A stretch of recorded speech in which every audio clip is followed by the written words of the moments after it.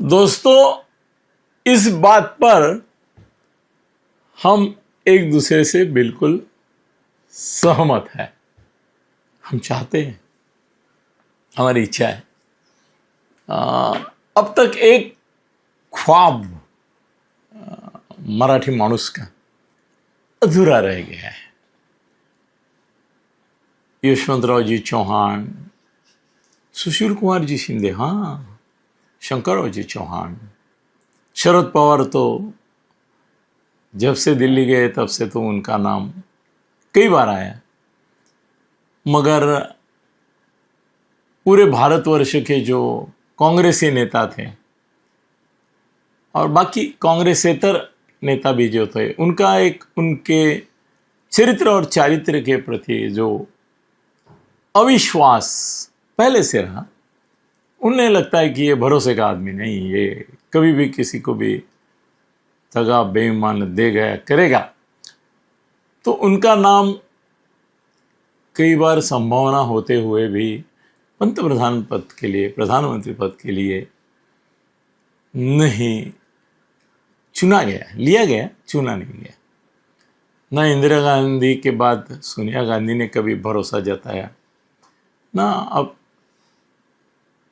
कहीं भी उनका, अभी तो उम्र भी नहीं है उनकी, तो वो मामला ख़त्म हुआ। तो अभी सभी आशाएं जो महाराष्ट्र की है, वो अगर किसी एक आदमी पे केंद्रित है कि महाराष्ट्र के लिए सोचते हैं कि भाई अभी मोदी जी की निवृत्ति के बाद, वो निवृत्ति कब होगी? पहले बोलते थे 29 में हो जाएगी, वो 75 साल के होंगे, ये होंगे। बाद में खुद आरएसएस चीफ मोहन भागवत जी ने बोल दिया कि ये ऐसा कोई कानून नहीं बनाया हमने, ऐसी कोई प्रथा परंपरा नहीं बनाई। हाँ, वो तो उस समय मुरली मनोहर जोशी और लाल कृष्ण आडवाणी जी को सलाहकार मंडल में बिठाना था, बाहर निकालना था रेस से, मोदी के रेस से बाहर निकालना था। तो हमने ये हथकंडा अपनाया टेम्पररी, एक ही बार, कि 75 हो गए, 75 हो गए। उनको भी मालूम था कि ये कोई परमानेंट चीज़ नहीं है 75 वाली। तो मोदी भी 75 के हो गए और मोहन भागवत भी बोले मैं भी हो गया ना, मैं कहाँ निवृत्त हुआ हूँ। वो तो आखिरी दम तक, हाँ, शायद ऐसा मोदी जी के भी मन में हो सकता है कि मैं आखिरी दम तक प्रधानमंत्री रहूँगा, जब तक शरीर साथ दे रहा है, उनका शरीर, उनका सेहत, आरोग्य अगर देखा जाए तो उनका आरोग्य ही भाग्य है और भाग्य ही आरोग्य। तो ऐसा तो लगता नहीं है कि 29 में भी उनको कोई कठिनाई होगी प्रधानमंत्री फिर से बनने में। लोग तो बोल रहे हैं कि अभी की उनकी हालत अगर जो इतनी अच्छी है, सेहत, वो देखा जाए हालत में से, तो क्या मालूम 34 में भी वो शायद, अभी है ना दुनिया भर में 80%, अरे नरसिंह राव खुद 80 के आगे थे, फिर भी हुए थे ना, तो क्या हुआ, हो सकते हैं। फिर भी चर्चा जब होती है तब एक बात तो आती है कि वे, अगर मोदी जी ने ऐसा ये किया, निर्णय कि नहीं अभी बस हो गया, मैंने मेरा जो अवतार कार्य है, वे राम और कृष्ण, वो तो अवतार थे भगवान विष्णु के, पर जब उनको ऐसा महसूस हुआ कि हमारे अवतार कार्य, जिस कार्य के लिए हमने जन्म लिया था, कृष्ण का, राम का, वो अवतार अभी कार्य समाप्त हुआ है, तो हम ऐसे बोलने के लिए जाए तो आत्महत्या पाप मानते हैं और लोगों को सलाह देते कि भाई आत्महत्या पाप है। मगर हमें ये बात स्वीकार करनी पड़ती है कि खुद भगवान श्री राम ने सरयू नदी में खुद को समर्पित करके आत्मत्याग किया था ना, है ना। फिर कृष्ण ने भी उसी तरह से कुछ इस तरह से माहौल बनाया कि वो आत्महत्या ही थी। तो अवतार समाप्ति की कल्पना भगवान ने भी मान ली थी। तो कल जीते जागते जिंदा रहते हुए मार्गदर्शक बन के, सलाहकार बन के, महागुरु बन के, चाणक्य बन के सबका मार्गदर्शन करते हुए शायद हो सकता है कि मोदी जी बोले कि पंतप्रधान पद पे रहने से थोड़ा मैं बड़ा हो जाता हूँ या देश की सेवा कर सकता हूँ। मैं प्रधानमंत्री नहीं हूँ तो भी मैं सेवा कर सकता हूँ। मुख्यमंत्री था तब भी किए हैं, अब कुछ नहीं होगा तो भी सेवा कर सकता हूँ। एक तो ऐसी चर्चा है, आप तक पहुंची क्या?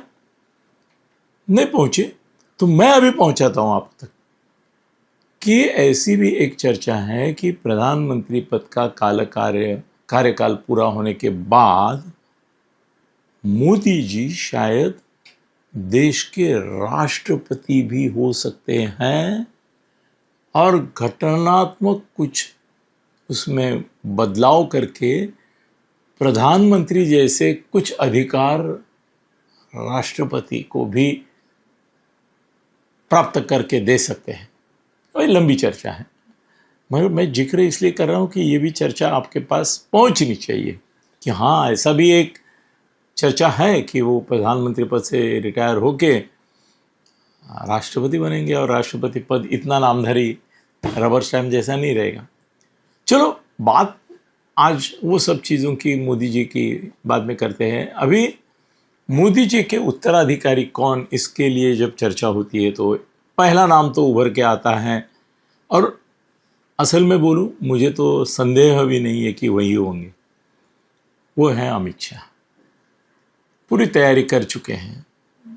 आज भी पूरी देश की राजनीति जो है, राजकीय भूमिका अमित शाह जी निभा रहे हैं और प्रशासकीय भूमिका ज़्यादा करके राष्ट्रीय अंतर्राष्ट्रीय मोदी जी निभा रहे हैं। तो ऐसे तो उप पंतप्रधान वो पद से नहीं है मगर उप पंतप्रधान ही है, गृह मंत्री तो है ही, और अप्रत्यक्ष छाया स्वरूप शैडो प्राइम मिनिस्टर भी आज है। तो स्वाभाविक संभावना है कि 29 में या जब कभी भी मोदी जी चाहेंगे तब अमित जी बनेंगे। मेरा मानना है, मेरा कहना है, मेरा अनुमान है। फिर भी चर्चा चालू है तो उसमें आदित्यनाथ जी का नाम आता है, राजनाथ सिंह एक समतोल करके उनका आता है, हमारे फडणवीस साहब का आता है। फडणवीस साहब का नाम बड़े जोर शोर से हम लोग लिया करते थे कि अभी मोदी के बाद में वही फडणवीस ही। मगर अभी मुझे लगता है कि बंगाल में जिस तरह का विजय प्राप्त किया है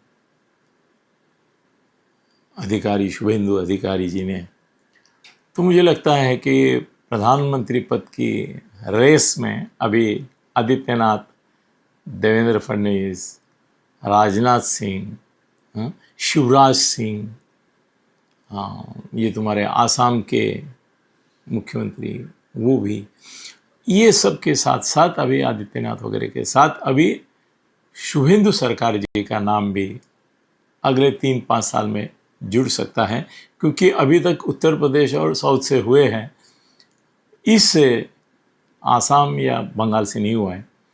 तो फडणवीस साहब के लिए कंपटीशन में अभी और टफ हो गया है ऐसा मुझे लगता है।